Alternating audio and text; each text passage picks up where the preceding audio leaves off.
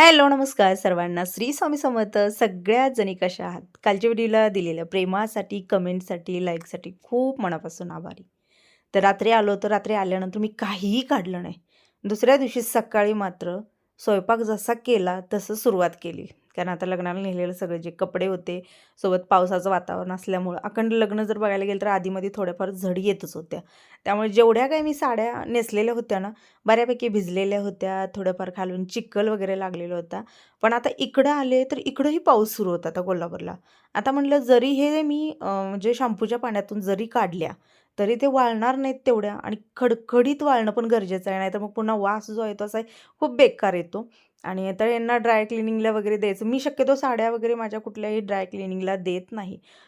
फक्त महेश्वरी वगैरे जी साडी असते ना, जी प्युअर रेशममध्ये किंवा हँडलूममध्ये जे असतात ना, त्यांना मात्र आपल्याला तेच ऑप्शन असतो. आपण घरामध्ये त्याला काहीही करू शकत नाही.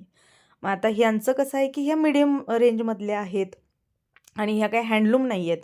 त्यामुळे यांना चालतं. जरी तुम्ही घरी वॉश केलं तरी पण चालतं. पण मशीनला लावायचं नाही. मला माहीत नव्हतं तेव्हा मी खूप साड्या बाद करून टाकलेल्या आहेत. जरी काटाच्यासुद्धा साड्या, पुन्हा त्याच्यावरती वर्क असणाऱ्या, एम्ब्रॉयडरी आहे पण त्याच्यावरती स्टोन वर्क असेल, तर अशासुद्धा साड्या मशीनला लावायच्या नाहीत. आणि मी पूर्वी असं लावून खूप साड्यांचं मात्र करून टाकलं आहे. आणि नंतर मला समजलं की बाबा फक्त निरम्याच्या पाण्यातून काढून कडकडीत उन्हामध्ये वाळवून इस्त्री करून ठेवलं तरी साड्या व्यवस्थित राहतात. कारण आपण घेताना घेतो, आपण पैसे पण तेवढे दिले असतात, पण आपल्यावर पण असतं की ते कापड किती दिवस कसं टिकवायचं. तर बघितलं थोडंफार लागलेलं होतं, म्हटलं चला पंख्याखाली थोडंसं टाकूया आणि ठेवून द्यायचं. जेव्हा कधी कडक ऊन म्हणजे पडेल तेव्हा वॉश करून ठेवूया म्हणलं. ब्लाऊज मी तुम्हाला एवढ्यासाठी दाखवते कारण तुमच्या सांगण्यावरून सिंपल ब्लाऊज आताचा तर मी पूर्ण शिवलेला आहे. पूर्ण म्हणजे मी छोटीसुद्धा त्यांना लेस लावू नका म्हणून सांगितलेलं आहे. कारण भरपूर मला कमेंट होत्या की ब्लाऊजला वर्क भरपूर असतं तुझ्या, थोडंसं सिंपल ठेवत जा म्हणून. लागते मला आता. अरे काय पाहिजे रे तुला? बघा माझ्याकडे आलाय, मला म्हणतोय माझ्या आईनं काय काय दिलंय दे. आई लग्नाला आलती, तिथं द्यायला आली नव्हती. 4 अक्रोड दिल्यात बघ. याचू फ्रीजमध्ये तो एक डबा आहे, तो डबा दे काढून. काय सांगितलं तुला? हा लगीन झालं हा, आईनं काय सांगितलं तुला? काय दिलंय म्हणली माहिती विष्णू दिवस आणलेलं. हा, एक झुमर आणलेला आहे. हे दिलंय बघ तुझ्या आईनं. हे आपलं होय, ते आपलं. फोडून फोडून खा. असं काय गाडी खाली का काय? हा, तसंच खा. वैष्णोदेवीनं अक्रोड घेऊन आली ती. काय तू? हं. काय कसं लागतंय? खिरीत घालायचा ये. हा खिरीत घालायचा. हं. एवढंच? अरे बाबा, त्यातलं 4 आम्ही खाल्ल्यात, बाकी तुला द्यायला लागल्या. ते गाडीला काय माणूस आणले म्हणली की. ते गाडीत गेले रे, गाडी घेऊन गेलेत बाहेर. चार्जर एक त्याच्याकडेच आहे आता. चिन आलीन.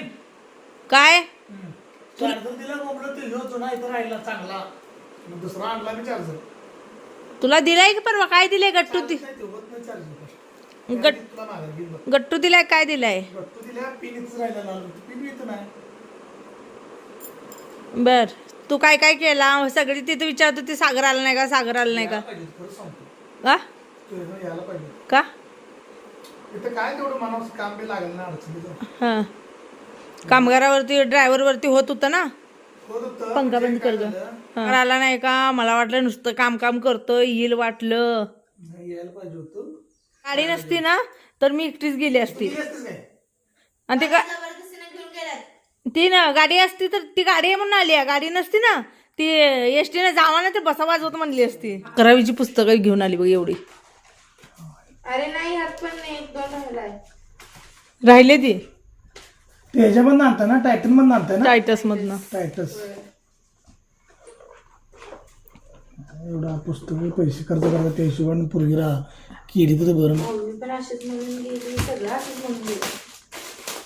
मस्त मोबाईल बघत बसायला पाहिजे. आज राहिलेली गाडीची कामं जी आहेत ती सकाळपासून दादा करत होते. ते आलेले होते ह्या टायमिंगला. तर मी खूप दिवस त्यांना सांगत होते की मला ना पाठीमागे अशा पद्धतीनं स्वामी नाव किंवा त्यांचं फोटो असं पाहिजे. मग त्यांनी जे फोटो पण येईल आणि नाव पण येईल. तरी भिवू नकोस, मी तुझ्या पाठीशी जे असतं ना ते विसरून आलते ते. आणि बजरंगबली आयशू काय करते बाळ? काय नाही.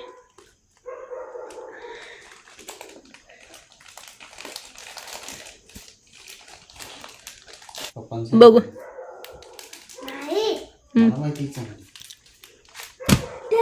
आमच्या टीचरला अभ्यास देतात.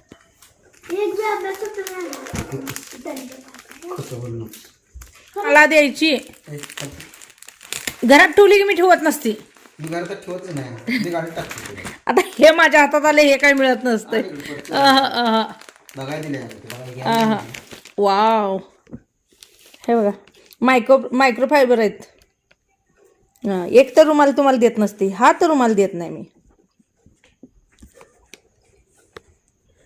मग ते फक्त फर्निचर पुसायला ठेव. हा फर्निचर पुसायला ठेवते. त्यातलं अजून एक द्या, किचन मधलं फर्निचर पुसायला आणि एक हॉल मधलं फर्निचर काय पुसायला. गरज नाही, ते एकाला पुसते सगळं. एक सगळीकडे नाही वापरू शकत ना. हा, राहू दे मग, द्या पडते आहे ते तुमच्या यानं पुसा. द्या ना. कसलं जम्परचं पीस काय वापरते का नाही, पुसा ते मग. तर आज जाऊन काय काय करून आला? आज तर आज दादानं काय काय महत्वाच्या गोष्टी केल्या शेअर करते.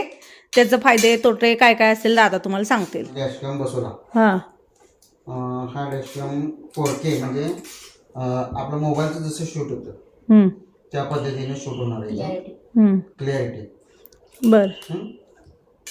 त्याच्यानंतर GPS. हा PS हा म्हणजे काय, तर आपली गाडी कुठं आहे हा हे GPS द्वारे कळणार आपल्याला. हा विथ तू घरात बसून हा हे कॅमेरे बघू शकतो, त्याच्याद्वारे बघू शकतो. हा हा मोबाईलमध्ये तू रेकॉर्डिंग करू शकते.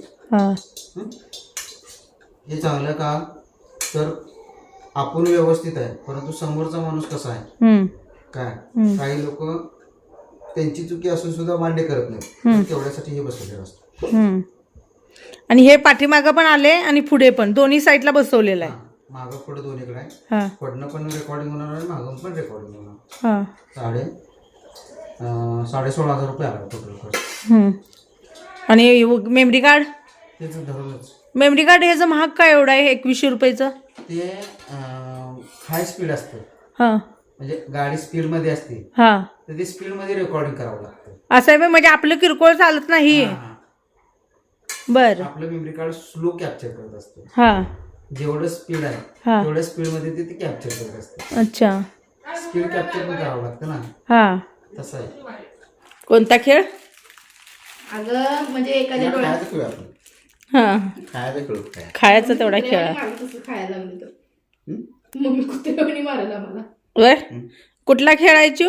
खायचं ग नाही चिवला म्हणलं. लावायचं हा नंबराच खायचं नंबरात. तेव्हा कोणी मारा खेळायचं मारायचं त्यांनी जसं केलं तसं नव्वद माझ्या सगळं वस्तू पाडून ठेवलं इथं घरात. मारायचं. तेच मारायचं सांगा. बसून हो मारू मारू आठवते काय, पाय हो पाय नाही, तिलाच करूया ते. बंद केलेलं पुन्हा चालू केलं बिस्किट. आता तो आणलीस बिस्किट गोड आहे तर चहा टाकूया. बरं चला, किती वाजलेले आहेत? 7 वाजलेले आहेत. आम्ही थोडंसं चाललो इथं बाहेर दवाखान्यात. थोडस थोडस काय अर्धा लगेच यायचं आहे ना जाऊन आपल्याला. खा बाई खा. बर. तर आज ना जरा झोपली होती मी. झोप झाली बघा, डोळं दिसतात माझं. झोपल्या जरा बरं वाटलं झोपल्यावर ना. आज 5:30ला काहीतरी मी झोपली. लोक त्या टायमिंगला उठतात आणि मी त्या टायमिंगला झोपलेली होती.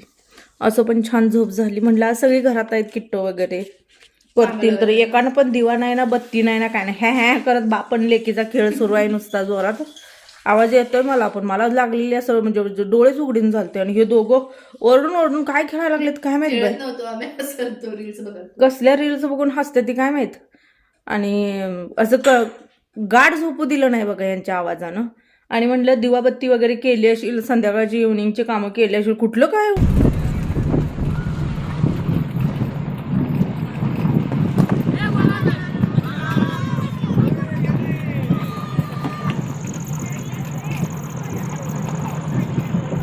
आज ना म्हणलं चला सगळ्यांचंच, आता माझं आलेलं होतं तर मी म्हटलं सगळ्यांचं पूर्ण घराभराचं जे आहे ते रक्त चेक करा. कारण कसं असतं, असं म्हणतात की वर्षातून एकदा का होईना आपल्या रक्ताच्या चाचण्या वगैरे होणं गरजेचं आहे. माझं तर कधी केलं मी ज्यावेळेला मुंबईला गेलते ना, माझ्या पायाची ॲलर्जी होती तेव्हा केलं, जवळजवळ 4 वर्ष झाली. आणि आता मी परवा तुम्हाला शेअर केलं, माझ्या कानातून आवाज येतो हे ते, बऱ्याच जणांनी सांगितलं असं तसं. म्हणून मग दादा म्हणले एकदा करूनच टाकूया चला. मग मी आलते तर म्हणलं मी एकटी का, म्हणलं सगळीच करून घ्या. म्हणून मग किट्टोचं केलं, त्याच्यानंतर मग तुमच्या दादाचं केलं. पण मला खूप भयंकर भीती वाटत होती बाबा. म्हणजे मला का कोणास ठाऊक सगळ्या गोष्टीत मी धाडशी, पण मला ती सुई बघितली ना असं वेगळंच येतं, विचित्रच वाटतं बघा असं. म्हणजे एखाद्याला वाटेल की बाबा हां बघा आता एवढं वय झाले, 2 मुलं जन्माला आली आणि ही सुईला भीते. ते म्हणतात ना जुलमानं सगळं, त्या सुया बघून आपलं काय म्हणतात की आई व्हायचं असते आपल्याला, ती उत्सुकता असते, त्यामुळे आपण त्या सुयांकडे लक्ष देत नाही आहे. पण ना मी इंजेक्शनसुद्धा घेत नाही. डॉक्टरांना मी काय सांगते की तुम्ही मला इंजेक्शन देऊ नका, मला पाहिजे तेवढ्या गोळ्या द्या, मी गोळ्या खाते. एवढी मी घाबरते. आणि ते ब्लड काढताना सुद्धा जी सुई असते ना ती तर मला बघून भीती वाटते. पण किट्टो उई नाही, सुई नाही, काही नाही आहे. ते पप्पावर गेलेलं आहे, सेम टू सेम पप्पा. मी हात हलवू नको नंतर ओरडची. तुझ्यावर विश्वास नाही मी. त्यांना जर नाही जर दुखलं तरी दुखलंच.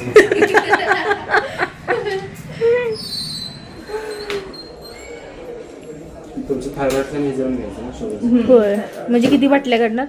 मला पण आवडत नाही ते काढायला लागलं ते तर बघू शकत नाही. असं तर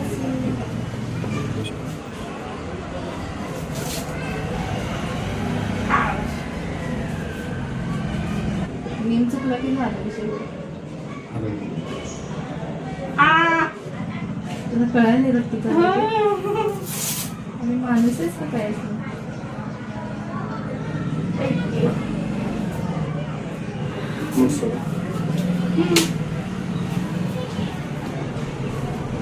कापड आपण तर होय का नाही? आणि मी काढलं.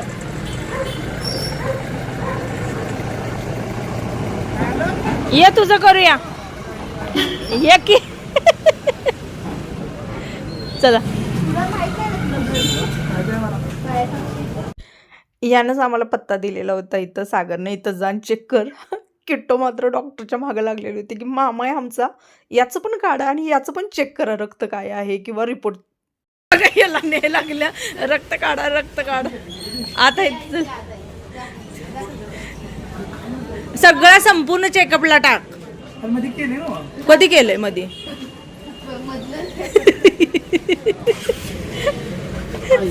पत्ता मी दिला तुमचा आणि मला चेक करावं. चला आम्ही इथं डॉक्टरकडे आलोय. डॉक्टरकडे आले मी दुसऱ्या. BP चेक करायचं आहे. तुम्ही म्हटलं ना परवा BP चेक करून घेत आहे, कानातून आवाज येतो म्हणून म्हटलं BP चेक करूया. आता रक्तच तर दिले.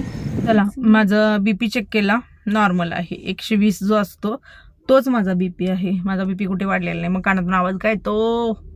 आता मग दादा म्हणले की ते कानामध्ये मशीन घालून जे चेक करतात ना त्यांच्याकडून आपण चेक करूया. मग आता काय करणार, तेवढंच एक राहणार आहे. आणि आता आमचं ब्लडचं दिलं आहे. आरूचा क्लास आहे इथं. आता जाता जाता आरूला घ्यायचं आणि मग जायचं. तो पण ते सागरचा फोन आला काय तो कसला शॅम्पू पाहिजे मेडिकलमधून जाऊन घेऊन ये म्हणला. मी आता इथंच आहे म्हणून मग दादा गेलेले आहेत आणायला. काय म्हणतील तिथे? निवांत. अजून कॉलेज चालू झालेलं नाही बघा पोरी.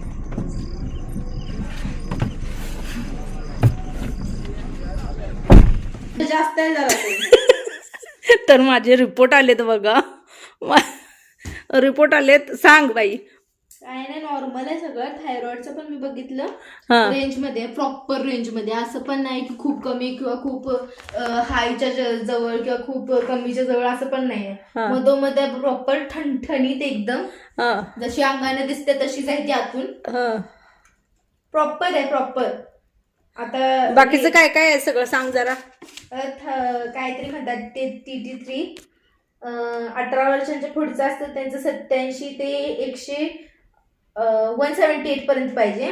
तर तुझं 118 आहे, म्हणजे 118 आहे, प्रॉपर आहे. परत थायरॉक्सिन म्हणजे TT4 असतो, तो 6.9 म्हणजे 09 ते 12.23 पर्यंत चालतो. 7.89 आहे, चांगला आहे. परत TSH थायरॉइड स्टिम्युलेटिंग हार्मोन म्हणजे ज्यामुळे थायरॉइड होतो. पीसीबी कमी आहे. फिमेलचं बघा ना 38 हा PCV कमी आहे. PCV म्हणजे काय? काय माहित नाही. रेड ब्लड सेल्स वगैरे 11 पासून 16 पर्यंत पाहिजे. फक्त 7 म्हणजे 0.7 जास्त आहे. सगळे रिपोर्ट जे आपल्याला पाहिजे होते मेन. हा मला शुगर बिगर काय नाही ना. यू मी गोड खायला रिकामी. BP शुगर हा कॅल्शियम रॅन्डम ब्लड शुगर जेवढी पाहिजे तेवढीच आहे. 82 आहे तुझी. म्हणजे 70 ते 140च्या मध्ये नॉर्मल रेंज असते. हे 82 आहे नॉर्मल आहे. उलट कमी आहे. म्हणजे किती 70 ते 140 लागते ना. मग माझी 100च्या वर सुद्धा नाहीये. म्हणजे मी किती गोड खाते बघा. मला ओरडता ना गोड खाते. तुझं ते बॉडी कंझ्युम करून घे पण चांगलं आहे. बर मग मी आता वजन कमी करायला सुरुवात केली तर माझं काय परिणाम होईल, चेंज होईल? नाही तुझं फक्त आकार बदलणार फॅट कमी होणार. बाकीचं काही नाही. हे बरोबर होणार. उलट जरा जे कमी होतं जे जास्त होतं ते कमी होणार. म्हणजे जे जास्त होतं ते नॉर्मल मध्ये येणार, जे कमी होतं ते नॉर्मल मध्ये.